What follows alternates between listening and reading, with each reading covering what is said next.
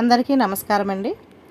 ఈరోజు మనం 1994వ సంవత్సరంలోని చందమామ కథల పుస్తకంలోని తండ్రి సలహా అనే కథ గురించి చెప్పుకుందాం. ఈ కథ రచించింది వసుంధర గారు.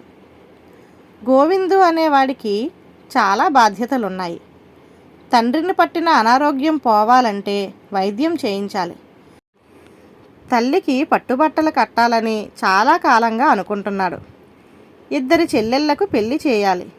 ఇల్లు పాడుపడిపోయింది, దాన్ని బాగు చేయించాలి. ఇన్ని బాధ్యతలు నెరవేర్చడానికి అతడికి వేరే ఆస్తి లేదు. బుర్రలో తెలివితేటలున్నా లౌక్యం తెలియని మితిమీరిన మంచితనం వల్ల అవి రాణించడం లేదు. ఏమైనా మంచివాడి తెలివితేటలు ఇతరులకు సాయపడడానికే తప్ప స్వార్థానికి పనికిరావు కదా. చాలామంది అతడికి ఎలాగో అలా డబ్బు సంపాదించమని సలహా ఇచ్చారు. తండ్రి మాత్రం, నాయనా, ఎన్ని కష్టాలు పడినా మంచితనం మాత్రం విడిచిపెట్టకు, అసలైన సంతోషం మంచితనం వల్లనే కలుగుతుంది అంటూ ఉండేవాడు.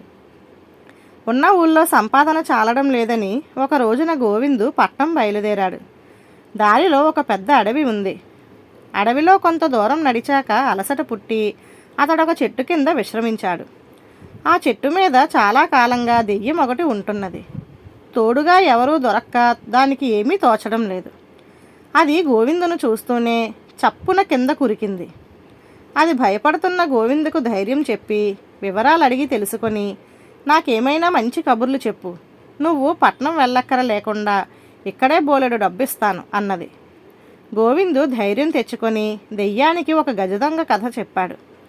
అది ఉత్సాహంగా కథ విని, నువ్విక్కడే నాకు తోడుగా ఉండిపో, నీ మాట తీరు చెప్పిన కథ చాలా బాగుంది అన్నది. అందుకు గోవిందు, తప్పకుండా అలాగే చేద్దును, కానీ నాకు బాధ్యతలు ఉండిపోయాయి కదా అన్నాడు. దెయ్యం అతడికి సంచి నిండుగా బంగారు నాణాలిచ్చి, పోయి త్వరగా నీ బాధ్యతలు తీర్చుకొని రా, నాకు తోడుగా ఉందువు గాని అన్నది. గోవిందు ఇంటికి తిరిగి వెళ్ళి తండ్రికి వైద్యం చేయించాడు. తల్లికి పట్టుచీర కొన్నాడు. ఇల్లు బాగు చేయించాడు. కొద్దిగా పొలం కొని పేద రైతుకొకడికి కౌలుకిచ్చాడు. ఆ తరువాత అతడికి దెయ్యం విషయం గుర్తుకొచ్చి అడవికి వెళ్ళాడు. అక్కడ అతడు 2 రోజులుండి ఈసారి దెయ్యానికి రాజుల కథలు, రాణుల కథలు చెప్పాడు.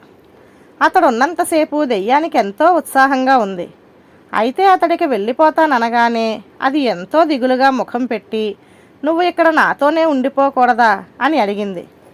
దానికి గోవిందు, ఇంకా నా చెల్లెళ్ళ పెళ్ళిళ్ళు చేయాలి, అమ్మా నాన్నలకు శాశ్వతంగా సుఖపడే ఏర్పాట్లు చేయాలి, ఇక్కడే నీతో ఉండిపోవడం ఎలా కుదురుతుంది అన్నాడు. దెయ్యం అతడికి ఇది వరకటి కంటే రెట్టింపు బంగారాన్నిచ్చి, సరే నీ బాధ్యతలన్నీ వదిలించుకొనిరా అని చెప్పింది. గోవిందు ఇంటికి పోయి మరింత పొలం కొన్నాడు.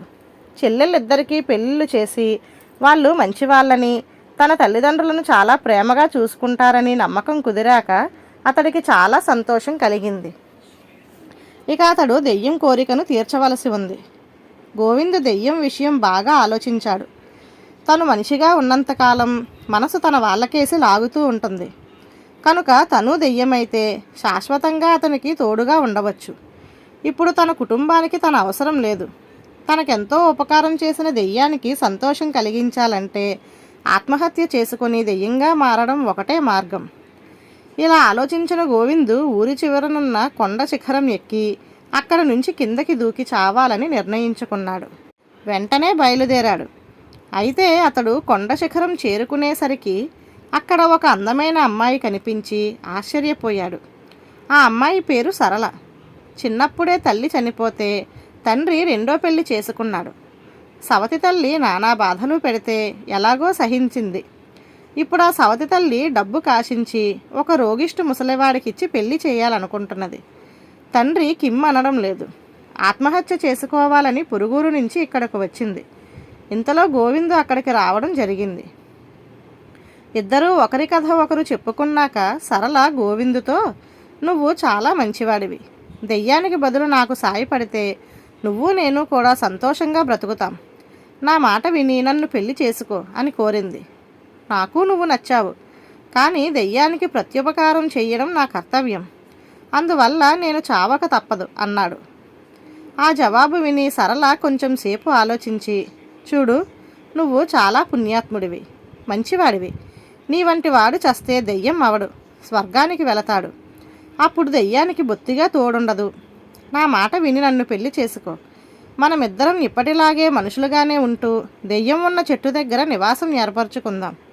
నువ్వు దెయ్యానికి తోడు, నేను నీకు తోడు అన్నది. ఆమె మాటలు గోవిందుకు న్యాయంగా తోచాయి. భూమి ఆకాశాల సాక్షిగా అతడు అప్పటికప్పుడే ఆమెను పెళ్లి చేసుకొని వెంటనే బయలుదేరి అడవిలో దెయ్యముండే చెట్టు వద్దకు వెళ్ళాడు.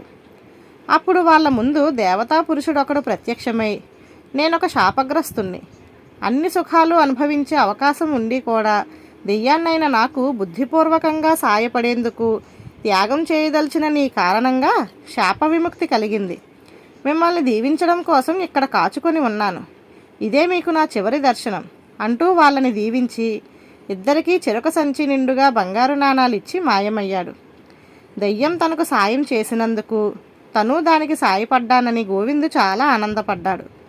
తరువాత అతడు బంగారాన్ని సరళను వెంటబెట్టుకొని సంతోషంగా తల్లిదండ్రుల వద్దకు వెళ్ళి వాళ్ళ చేతుల మీదుగా సరళను వివాహం చేసుకొని చాలా కాలం 10 మందికి సాయపడుతూ సుఖంగా తృప్తిగా జీవితం గడిపారు. ధన్యవాదాలు.